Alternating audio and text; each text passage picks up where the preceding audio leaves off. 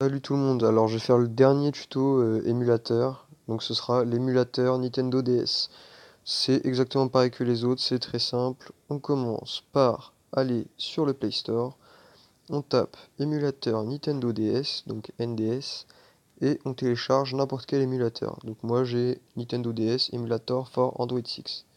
Ensuite, une fois que ça s'est installé, vous allez sur Google, vous tapez le jeu que vous avez besoin, donc par exemple Pokémon Platine Nintendo DS, il faut bien spécifier la console, Nintendo DS, le format, ROM et la langue, français, donc FR. Ensuite, on va sur n'importe quel site et on clique sur télécharger. Donc là, c'est là en tout petit, téléchargement direct, tac. On attend quelques secondes et le jeu se télécharge. Voilà. Donc ça va prendre une petite minute.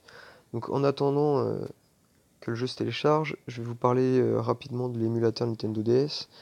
Donc, ce qui est bien avec cet émulateur, c'est qu'on a un pavé virtuel transparent, pavé numérique, sur lequel on peut appuyer quoi, les touches, comme les touches de la console, et on a aussi l'écran tactile du coup, on a les deux. Et ce qui est pratique, c'est que si on joue à la manette par exemple, et qu'on a un jeu où on n'a pas besoin du tactile, on peut resize les screens, on peut redimensionner l'écran, ou même carrément supprimer l'écran du bas pour garder seulement celui du haut. Donc c'est vachement pratique. Voilà, donc on va attendre que ça se finisse. Il reste quelques secondes.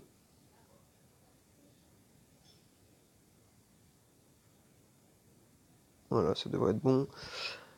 Hop, on ferme ça. On va dans mes fichiers, téléchargement. On reste appuyé sur le jeu qu'on vient de télécharger. Les trois petits points en haut à droite. Déplacer. Là, au choix, stockage interne ou carte SD. On crée un nouveau dossier et on le nomme jeu Nintendo DS. Après, on clique sur OK pour déplacer le fichier. Voilà. Une fois que ça c'est fait, on reste appuyé sur le dossier. On clique sur les trois petits points en haut à droite et ensuite on clique sur dézipper. On dézippe.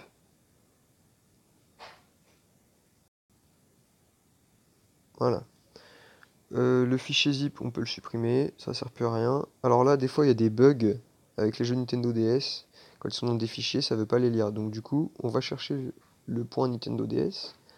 On reste appuyé dessus, on clique sur les trois petits points, déplacer, rebelote. On va dans notre fichier jeu Nintendo DS et on le déplace.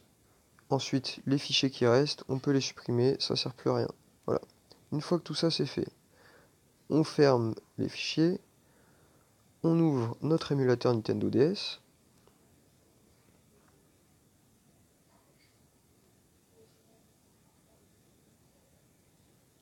Voilà, on clique sur New Game. Bon, il y a toujours une petite pub au début, c'est un petit peu agaçant, mais bon. Voilà, on fait avec. Alors, là on clique sur Rescan pour pouvoir avoir tous les jeux. On prend notre jeu, donc là Pokémon version platine. Et voilà, le jeu se lance. Alors,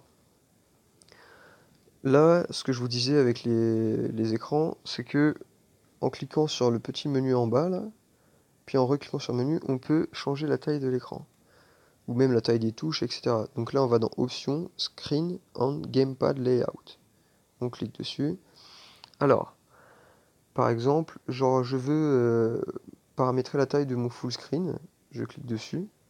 Je fais Resize Screen, et là, je peux, voilà, choisir la taille qu'il fait.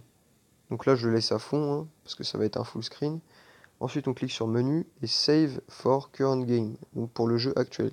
Si vous voulez le faire pour tous les jeux, vous cliquez sur Save for All Game. Donc Save for Current Game.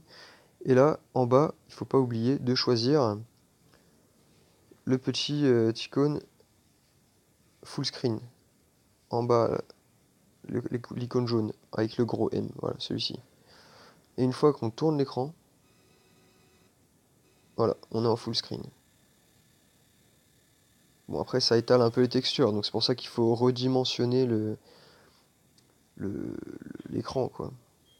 Comme je vous ai montré avant de le sélectionner. Voilà, voilà. Donc bon jeu à vous, profitez bien de votre émulateur et n'oubliez pas de laisser un pouce bleu.